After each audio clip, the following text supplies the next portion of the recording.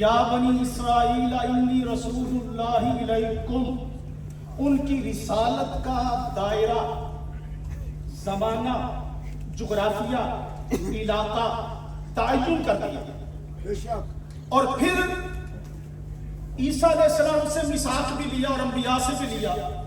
وَإِذْ أَخَذَ اللَّهُ مِيثَاقَ النَّبِيِّينَ لَمَا آتَيْتُكُم مِّن كِتَابٍ وَحِكْمَةٍ ثُمَّ جَاءَكُمْ رَسُولٌ مُصَدِّقٌ لِّمَا مَعَكُمْ لَتُؤْمِنُنَّ بِهِ وَلَتَنصُرُنَّهُ قَالَ أَأَقْرَرْتُمْ وَأَخَذْتُمْ عَلَىٰ ذَلِكُمْ إِصْرِي قَالُوا أَقْرَرْنَا۔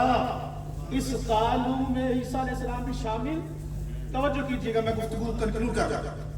عیسیٰ علیہ السلام نے میثاق لیا، انہیں زندہ رکھا، موت کا ذائقہ ابھی نہیں چکھا۔ سورہ زخرف آیت نمبر 61، وَإِنَّهُ لَعِلْمٌ لِلسَّاعَةِ، بے شک یہ قیامت کے لیے نالج ہے۔ جب وہ آئیں گے، بعض کہتے ہیں جی، ایک سوشل سکولرز ہیں، وہ کہتے ہیں جہاں بھی ہو عیسیٰ علیہ السلام قیامت کی علامت نہیں۔ جب تک پبلک کے سامنے نہیں آئیں گے، نالج کیسے بنیں گے؟ توجہ کیجیے گا، نالج تب بنیں گے، علم تب بنیں گے جب پبلک کے دیکھیں گے۔ اب سوال یہ پیدا ہوتا ہے کیوں آ رہے ہیں؟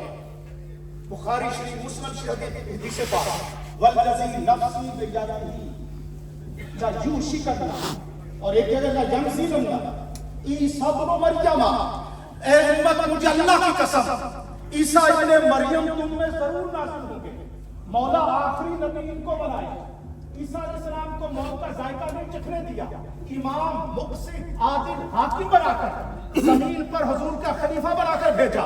کیوں؟ وجہ کیا ہے؟ کہا عیسیٰ علیہ السلام کا آنا بھی ختم نبوت کی دلیل ہے۔ توجہ کیجئے، گھبرانا نہیں، بعض کہتے ہیں ساری حدیثیں جو ہیں وہ انکار کر جاتے ہیں۔ سنیے میرا جملہ پھر، عیسیٰ علیہ السلام کا دوبارہ آنا ختم نبوت کی دلیل ہے۔ میں مثال سے سمجھاتا ہوں کیوں زندہ رکھا کہ دور رسالت محمد صلی اللہ علیہ وسلم عیسیٰ آئے، حضرت قبلہ پیر علاؤالدین صدیقی رحمۃ اللہ علیہ مصلی پر حضرت علامہ پیر نور اللہ صدیقی صاحب کو کھڑا کیا۔ توجہ کیجیے اس مثال کہ بیٹا میں نے تجھے مصلی پہ کھڑا کیا، کوئی اور عالم بھی آئے تو نماز تم نے پڑھانی۔ اللہ، میں بھی تیرے پیچھے نماز پڑھ رہا ہوں، لیکن تجھے تاکید کر رہا ہوں کہ مصلی پر تو ہونا، کوئی اور بھی عالم آئے تو مصلی پہ نہیں کھڑا کرنا، تم نے نماز پڑھانی ہے۔ جب عالم مصلی پہ نہیں آ سکتا تو کیا وہ آ سکتا ہے جس کو سجدہ صاحب کا نہ پتا ہو؟ کیا مصلی پہ وہ آ سکتا ہے جسے وضو کے فرائض کا بھی پتہ نہ ہو؟ عیسیٰ تجھے زندہ رکھا تاکہ ختم نبوت کی یوں دلیل بنے کہ دور ہو میرے محمد کا صلی اللہ علیہ وسلم، تو پھر تم نے بھی آ کر اپنی رسالت کی بات نہیں کرنی، مصطفیٰ کی رسالت کی بات کرنی ہے۔ لَتُؤْمِنُنَّ بِهِ وَلَتَنصُرُنَّهُ۔ جب حقیقی سچا نبی اپنی نبوت کا اعلان نہیں کر سکتا تو ذلی اور بروزی کیسے کر سکتا ہے؟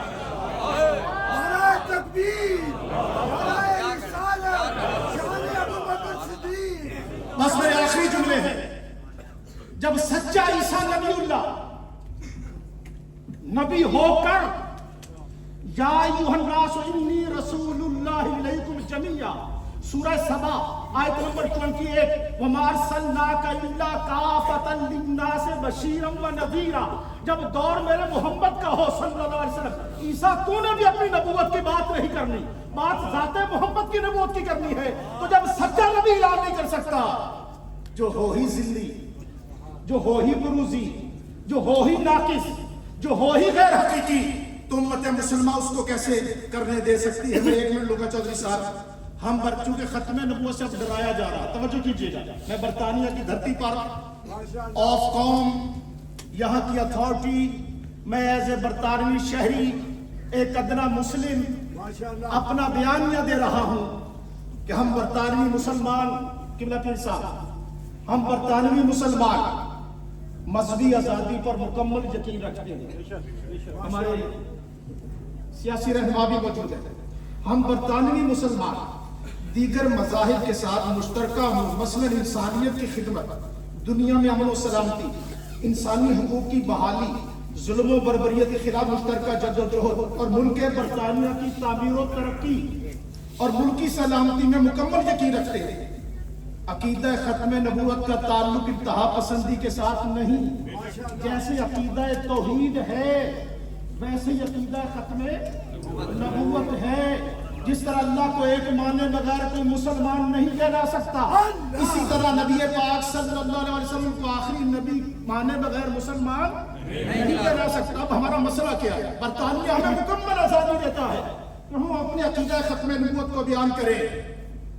اب اگر کوئی اور شخص یا کمیونٹی قرآن کی آیات سے اپنے آپ کو نبی کہتا ہے تو قرآن و حدیث کی روشنی میں وہ خود بھی دائرہ اسلام سے خارج ہے اور اس کو ماننے والے بھی دائرہ اسلام سے اس تبلیغ کا حق مجھے برطانوی قانون دیتا ہے، اس تبلیغ کا حق مجھے یورپی قوانین دیتے ہیں، عالمی قوانین دیتے ہیں، اور ہم اسی اجتماع میں اسی کو استعمال کرتے ہوئے عقیدہ ختم نبوت کو بیان کر رہے ہیں۔ وما علینا الا البلاغ۔